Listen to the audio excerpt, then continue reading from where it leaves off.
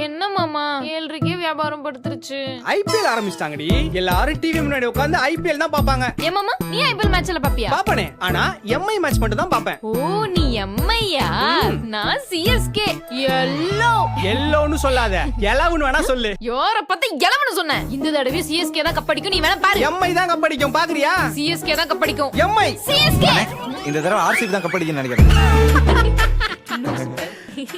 நாங்க வந்துட்டு men's team கப்படிக்கிறத பத்தி பேசிட்டு இருக்கோம். விமென்ஸ் டீம் கப்படிக்கிறத பத்தி பேசல. ஆல்ரெடி நீ வெளிய போயிட்டீங்க. அடுத்த வருஷம் ட்ரை பண்ணு.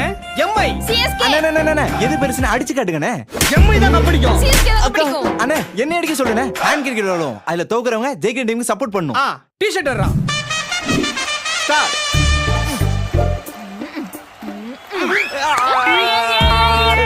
இப்ப பேசு இப்ப பேசு. ஓவரா பேசாதடி. களத்துல பாப்பீங்க மும்பை யாருன்னு.